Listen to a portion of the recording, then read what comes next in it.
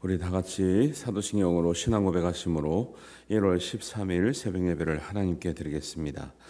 나는 전능하신 아버지 하나님 천지의 창조주를 믿습니다. 나는 그의 유일하신 아들 우리 주 예수 그리스도를 믿습니다. 그는 성령으로 잉태되어 동정녀 마리아에게서 나시고 본디오 빌라도에게 고난을 받아 십자가에 못 박혀 죽으시고 장사된 지 사흘 만에 죽은 자 가운데서 다시 살아나셨으며 하늘에 오르시어 전능하신 아버지 하나님 우편에 앉아 계시다가 거기로부터 살아있는 자와 죽은 자를 심판하러 오십니다. 나는 성령을 믿으며 거룩한 공교회와 성도의 교제와 죄를 용서받는 것과 몸의 부활과 영생을 믿습니다. 아멘.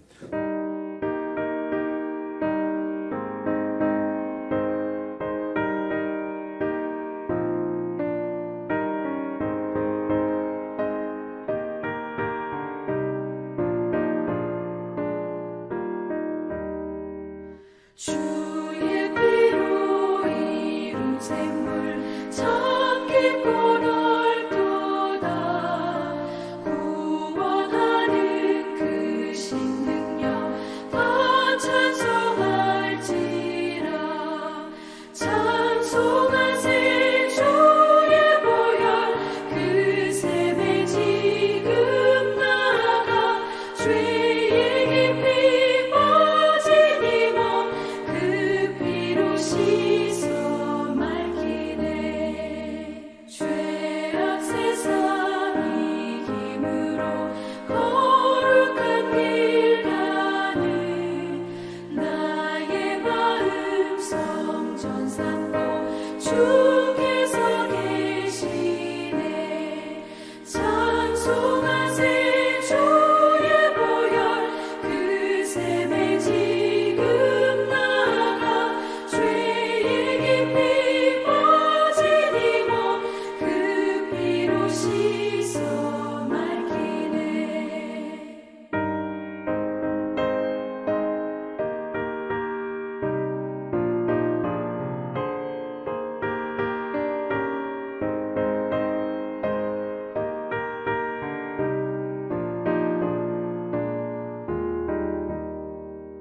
주 예수를 깊이 아는 놀라운 은혜 하늘나라 즐거움이 매일 새롭도다. 찬송하세 주의 보혈 그 샘에 지금 나가 죄의 깊이 빠진 이 몸 그 피로 씻어 맑히네.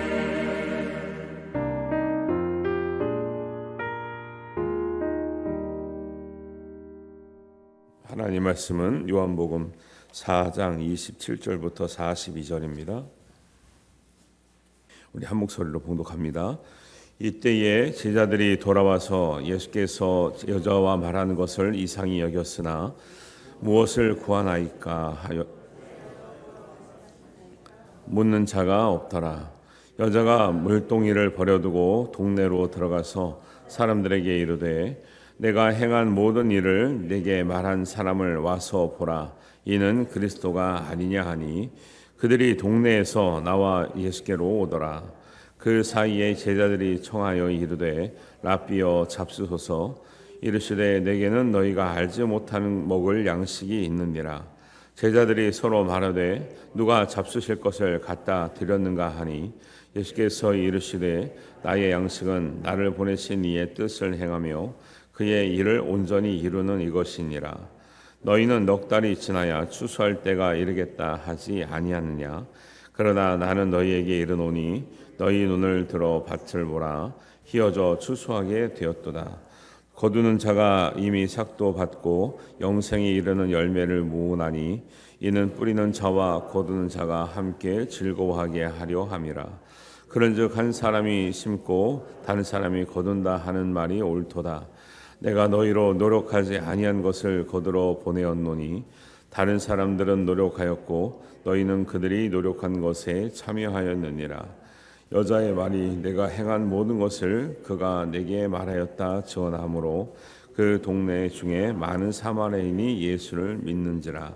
사마리아인들이 예수께 와서 자기들과 함께 유하시기를 청하니 거기서 이틀을 유하시매 예수의 말씀으로 말미암아 믿는 자가 더욱 많아 그 여자에게 말하되 이제 우리가 믿는 것은 내 말로 인함이니 아니니 이는 우리가 친히 듣고 그가 참으로 세상의 구주신 줄 알미라 하였더라. 아멘. 우리 한 주간을 시작한 여러분들에게 하나님의 은혜와 사랑이 함께 하시기를 주님의 이름으로 축복합니다. 오늘 본문에는 이제 4장의 처음부터 이어지는 말인데 뒷부분만 읽으니까 조금 이제 이해할 때 좀 부족함이 있는데 두 가지 이야기가 교차돼서 나와요. 이게 이제 성경 말씀 보면은 사건이 이어지는 건데 그 사이에 다른 이야기를 하는 경우가 좀 종종 있어요. 그래서 오늘의 말씀이 좀 그런데 하나는 이제 수가성 여인하고 대화하는 이야기가 한 줄기가 있고 같은 장소였지만 같은 시간이지만 이제 그 먹을 것을 구하러 나간 제자들이 돌아오면서 제자들과 이야기하는 부분이 있는 거죠. 그래서 이제 수가성 여인하고 이야기하는 부분은 이제 4장 전체를 봐야 되는데 주요 이제 핵심이 뭐냐면 수가성 여인에게 가서 사마리아에 있는 수가성 여인에게 가서 물을 좀 달라 그러잖아요.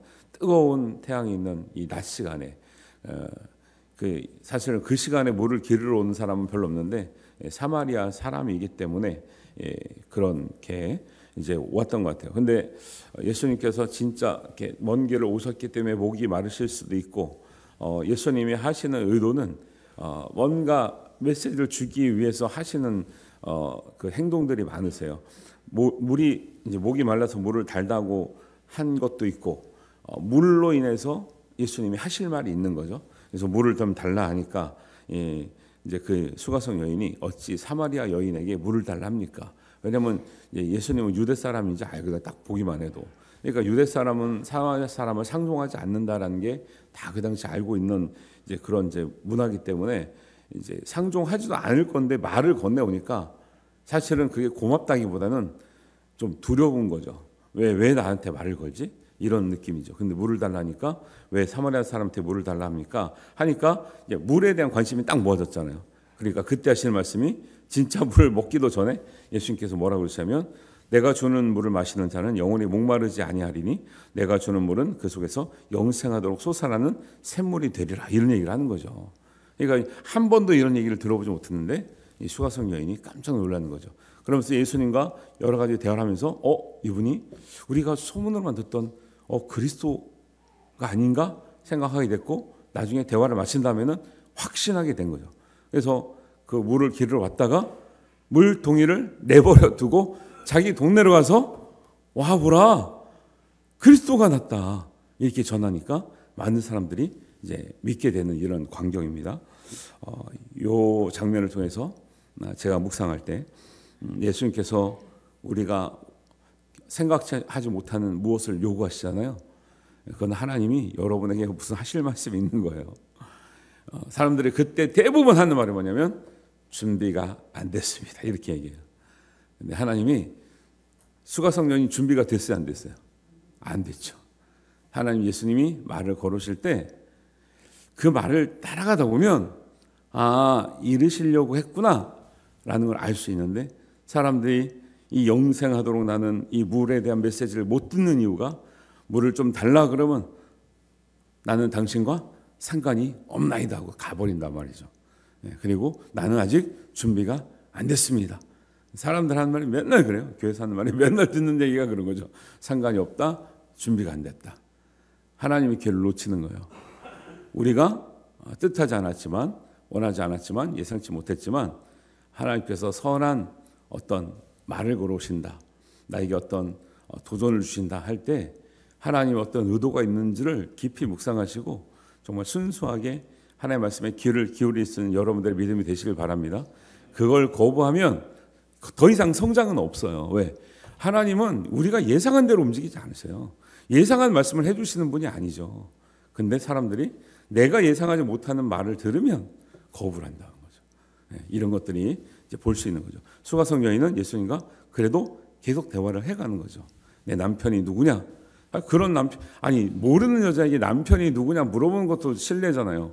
그런데 이 여인은 특별히 또 남편이 다섯이나 있었던 여자예요. 얼마나 이 수치감도 있고 민망하고 예수님을 떠날 충분한 이유가 많았던 사람이죠. 수가성 여인이야말로. 근데 안 떠나고 말을 걸어올 때 이 진정성 있게 말씀을 걸어오신 예수님 보면서 자기 마음이 열리고 대화를 계속 해 나간 거죠. 그래서 23절에 보면 또 하나의 주제가 있는데 그런 이제 이런 말씀을 하는 거 보니까 우리가 어디서 그럼 예배를 해야 되냐 이런 얘기를 해요. 수가성 여인이 그리심산에서 해야 되냐 에발산에서 해야 되냐 이런 얘기를 해요. 그 당시에는 이제 사마리아인들은 예루살렘에 못 내려오는 거죠. 왜? 그 차별을 받고 있기 때문에 사마리아 사람들은 유대 땅 그다음에 예루살렘에 내려와서 예배를 드릴 수 없기 때문에 이제 저 위쪽에 있는 그리심산이나 에발산에 가서 예배를 드리는 이런 상황이었는데 그랬기 때문에 어디서 예배 드리는 것에는 한이 맺힌 거죠. 우리도 예루살렘 가서 예배 드리고 싶은데 못 가는 거예요. 근데 그때 예수님이 하신 말씀이 뭐냐면 하나님은 어디가 중요한 게 아니라 영과 진리로 예배하는 자를 찾으신다는 거죠.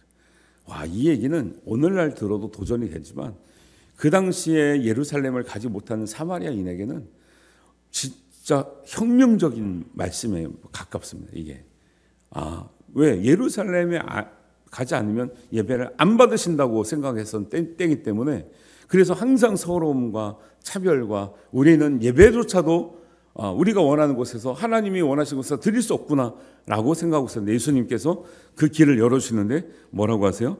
하나님은 영과 진리로 예배하는 게 중요하지 어디서 예배하는 것보다 영과 진리로 예배하는 게 중요하다. 근데 이걸 오해하시면 안 돼요. 이거를 이제 이렇게 가르쳐 놓으면 이제 교회 안 나오고 아무 데서나 예배도 하나님 다 받으신대요. 마음만 있으면 이렇게 얘기하는 건 좀 이제 선을 넘는 거예요. 그래도 우리가 할 수 있으면 하나님은 모인 자리에서 이때는 그럼 여러분 사마리아인처럼 차별 받아 보실래요 한번? 이런 건 아니잖아요. 이 사람들은 못 나와서 안 나온 거지 나올 수 있는데 안 나온 게 아니에요. 그러니까 사람들이 얼마나 영리한지 몰라. 이런 얘기를 하면 아무 데서나 예배해도 되는구나.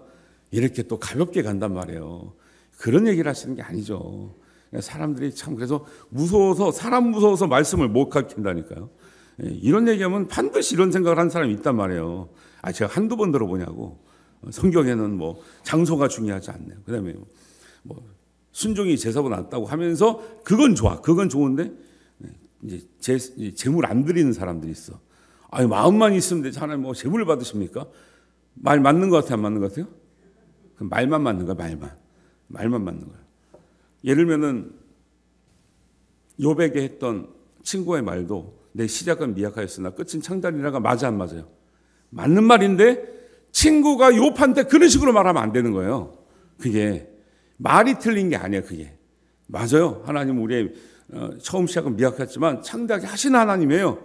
그런데 욥 고난당하는 욥에게 친구가 비꼬듯이 말하면 안 되는 말씀인 거예요. 그게. 그래서 이 말씀도 성경은 제대로 봐야지 열리죠. 안 그러면 자기 맘대로 보는 거 자기 맘대로. 그러니까 아무 데나 가서 그냥 좀 연약하고 힘들어하는 사람한테 가서 맨날 축복한다는 의미로 하면서 가볍게 하면은 이게 도와주는 게 아니고 위로하는 게 아니라요. 오히려 그분에게 너무 뭐랄까 마음에 짐을 준다 그래야 되나? 그런 게 있는 거죠. 내 시작은 미약하였으나 끝은 창달이라. 이게 함부로 하는 게 아니고 축복도 마찬가지죠.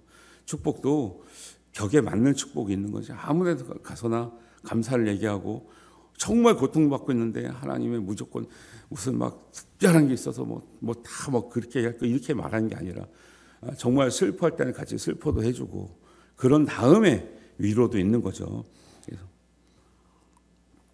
그래서 우리 말씀을 보면 이제 이런 것도 주의하시라는 거예요. 그래서 하나님은 참되게 예배한 자를 찾으시고 영과 진리로 예배하는 게 중요하지만 수가성 여인의 상황과 우리의 증명 상황은 같지 않기 때문에 이런 말씀을 받을 때도 주의하시라는 거죠. 그러니까 이거를 긍정적으로 풀면 여러분 구역 예배 드릴 때 정말 마음을 모아서 몇 가정이 모이든 아니면 정말 한 가정 모여서 구역을 위해서 기도하든 우리의 영과 진리로 예배하는 습관을 갖는 것이 굉장히 중요하죠. 하나님 들으시고 응답하시고 인도하실 줄 믿습니다. 그런 예배의 습관이 되게 중요한 것이죠. 네. 그러니까 예를 들면 이런 의미는 이런 거죠. 예를 들면 정말 핍박받는 북한 교회라든가 지하 교회라든가 뭐 예를 들면 이제 중국에서 정말 핍박받는 교회들이 정말 동굴 속에서 아니면 정말 너무 허름한 데서 막 교회 같지도 않는 교회도 없는 곳에서 예배드릴 때 이 말씀이 필요한 거죠. 하나님 우리가 우리 영과 진리로 예배할 때 하나님 어디서나 받으시 하나님 이렇게 통하는 거지. 편안하게 교회를 얼마든지 올 수 있는 상황에서 아무 데서나 예배요. 그거는 자기가 가기 싫다는 거죠. 그거는 자기 게으름을 나타내는 거죠. 아우 저는 목회하면서 너무 이 말 같지도 않은 말을 너무 들어보니까 속이 터지는 것 같아. 왜 하나님 말씀을 이런 식으로 받아들이나? 왜 하나님 말씀을 이렇게밖에 이해 못할까?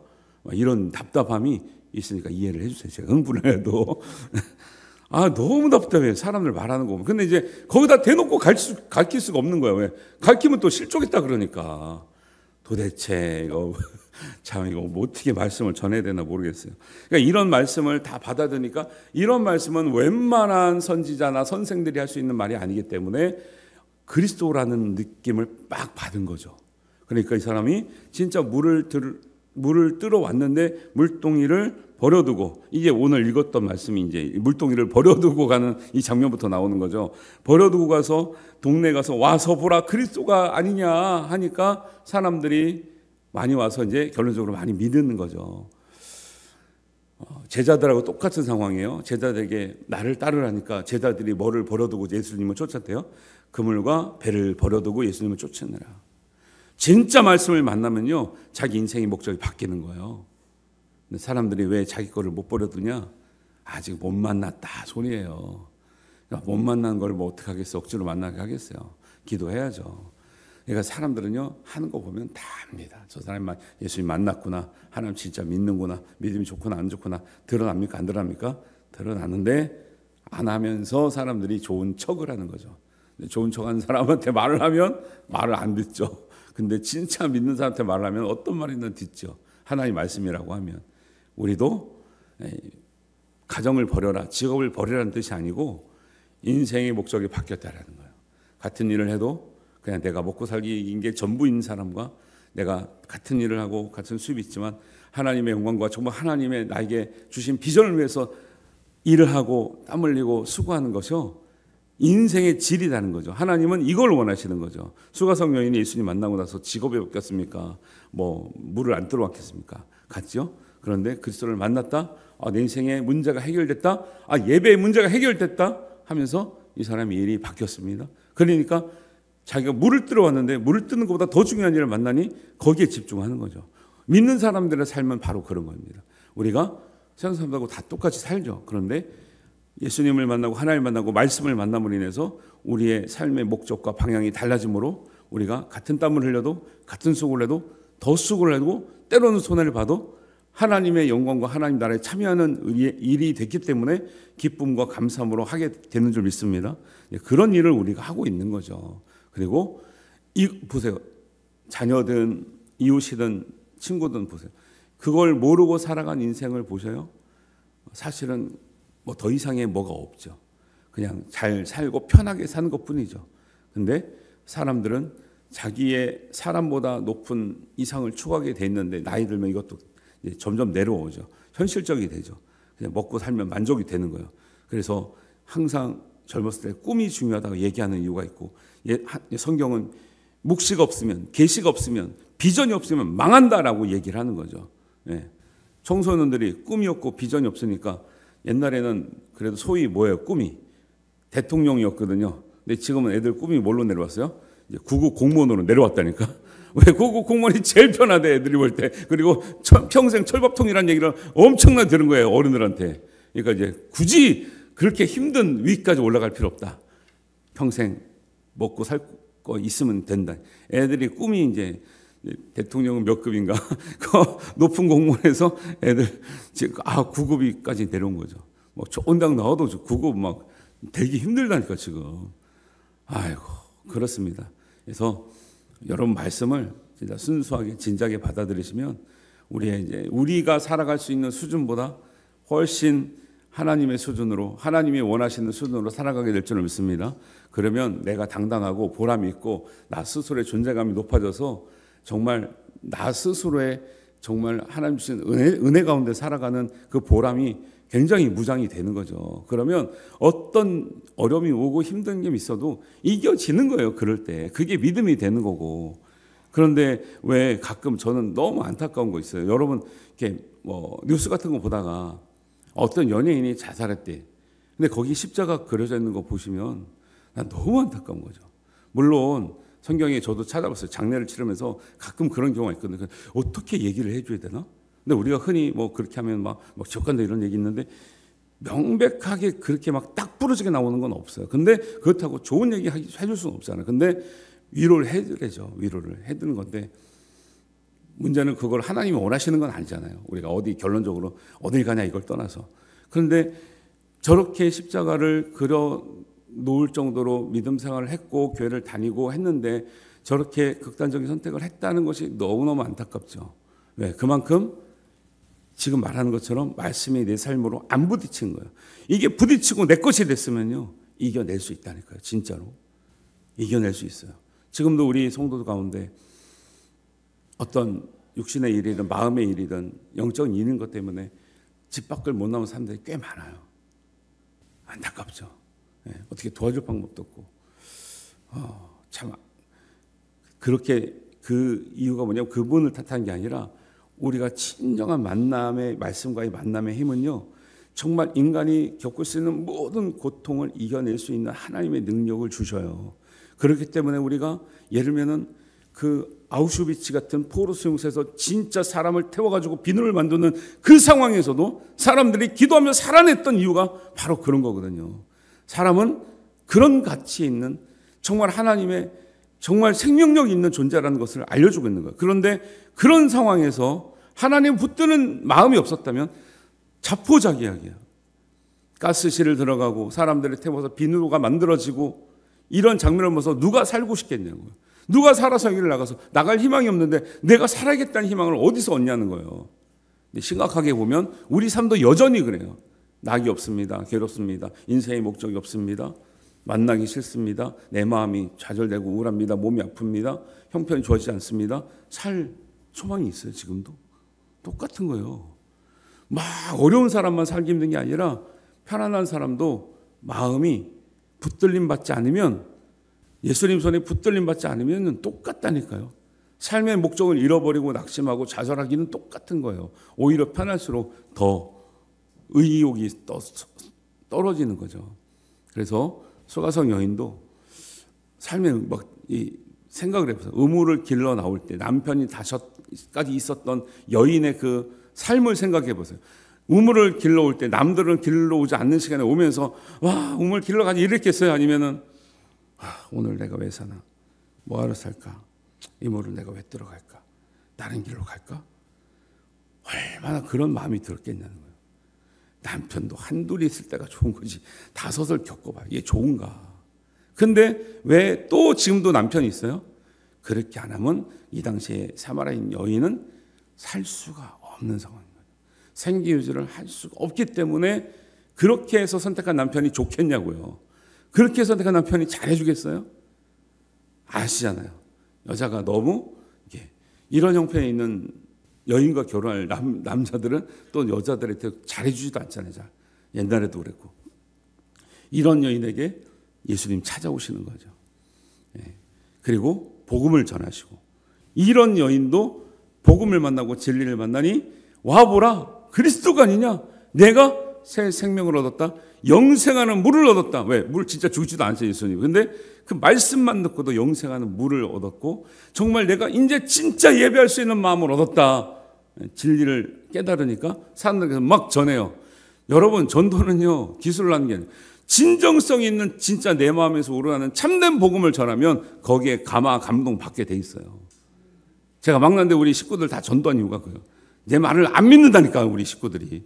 내 바로 위도 5살 차이고 어릴 때 맨날 내가 막 뭐랄까 하여튼간에 나를 이렇게 막 막내 치고 같은 그런 게 있어서 형 누나들이 내 말을 믿지를 않아.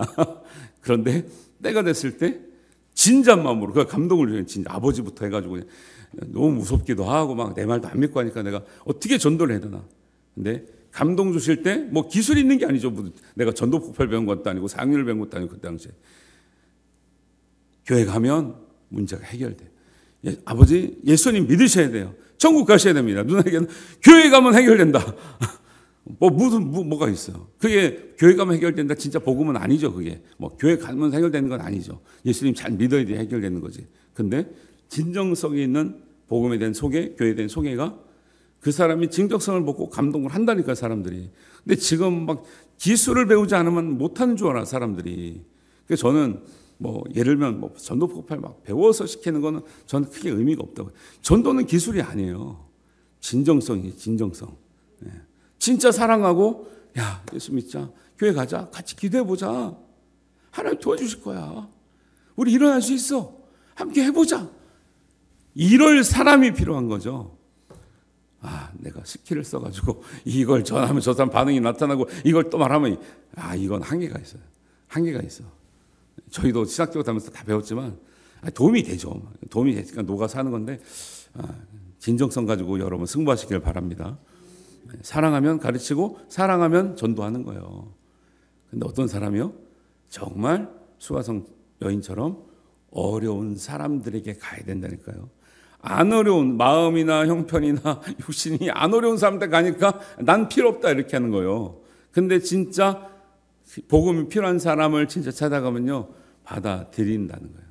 여러분 올해 한 해 우리가 막 그런 행사를 많이 하지 않지만 여러분 스스로 말씀을 들으면서 목표를 세우고 정말 내가 감정적으로 살아가는 게 아니라 영적으로 사랑해서 내 아이의 진정성을 가지고 복음을 소개하고 교회를 사랑할 사람들을 기도 가운데 찾으시고 찾아갈 수 있게 되기를 바랍니다. 진짜로 그게 너무 필요해요. 왜? 지금 이 시대는 너무 영적으로 마음적으로 육신적으로 고통받는 사람이 더 많아요. 사실은 옛날에는 고통이 아니었는데 지금 그게 큰 고통인 사람들이 많단 말이에요. 그러니 복음이 필요한 거예요. 할렐루야. 오늘 전도 설교하려는 게 아닌데 글로 갔어요. 마음이 저는 움직이는 대로 하는 거예요. 진짜 새벽은 하나님 감동 주시는 대로 하는 거예요. 제가. 그래서 그런 것들을 이제 수가성 여인 보면서 찾아왔고, 그러니까 사람들이 처음에는 이 진정성 때문에 믿잖아요. 이 소개하니까 그리스도가 아니냐 해서 그리스도까지 갔잖아요. 근데 이거 정말 의미 있는 말이 있어요. 41절에 보세요. 예수의 말씀으로 말미암아 믿는 자가 더욱 많아. 사실 사마리아에 이틀씩 머물러 달라니까 예수님은 사실 이틀씩 이렇게 머무르는 장소가 없어요. 근데 특히 사마리아는 유대인이 머물기에는 되게 부담스러운 장소고 머물면 되게 오해받는 장소거든요. 근데 이틀을 머물면서 말씀을 전하세요. 42절에 보세요. 그 여자에게 말해야 돼. 그러니까 사람들이 동네 사람들이 그러니까 39절에 보면 많은 사마리아인이 예수를 믿은지라 이랬잖아요. 그러니까 사람들이 여자에게 말하는 게 이게 진짜 다른 사람들이 진짜 믿게 되었구나라고 알 수 있는 거예요. 이제 우리가 믿는 것은 내 말로 인함이 아니니, 네가 소개시켰어도 내가 소개시켜서 예수님을 따라갔지만 예수님께 말씀을 들었지만 지금은 네가 말해서 믿는 게 아니라 우리가 친히 듣고 그가 참으로 세상의 구주인 줄을 알미라는 거예요. 이제 소개받았지만 소개받은 사람의 교회 다니는 게 아니라 이제 말씀을 들어보니까 진짜 말씀이구나, 은혜구나, 복음이구나 알아서 믿겠다는 거예요. 이게 너무 중요한 거예요. 이게 포인트가. 우리는 소개하는 데까지 결국 그 사람이 교회 다니면서 말씀을 들으면서 감화 감동이 되면 진짜 믿음이 생겨서 믿는 거지. 소개한 사람이 언제까지 백날 동안 막 그렇게 해줄 수 있는 게 아니거든요. 그래서 이런 말씀도 있다는 거 아시고 제자들에 관한 이야기는 다음 기회에 하겠습니다.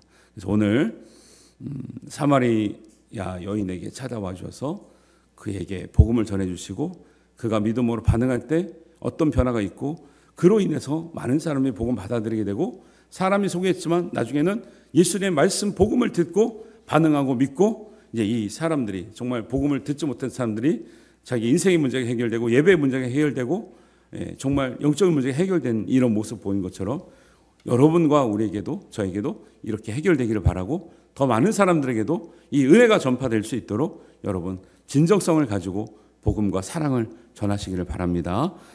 기도하겠습니다.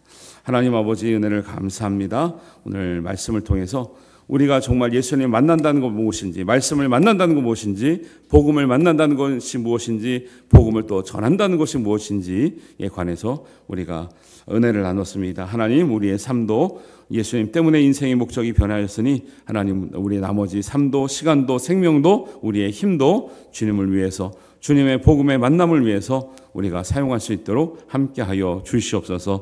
우리가 핑계대지 아니하고 온전히 주님 말씀에 붙들려, 예수님 손에 붙들려 우리가 우리의 인생이 복되게 쓰임받는 인생 되게 하시고, 쓰임 받으면서 기뻐하며 감사하며 하나님께 영광 올려드리는 우리의 삶이 되게 하여 주시옵소서. 하나님께서 이루실 줄 믿사오며 예수님의 이름으로 기도하옵나이다. 아멘.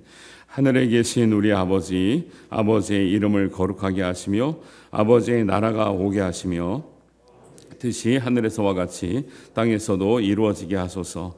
오늘 우리에게 일용할 양식을 주시고 우리가 우리에게 잘못한 사람을 용서하여 준 것 같이 우리 죄를 용서하여 주시고 우리를 시험에 빠지지 않게 하시고 악에서 구하소서. 나라와 권능과 영광이 영원히 아버지의 것입니다.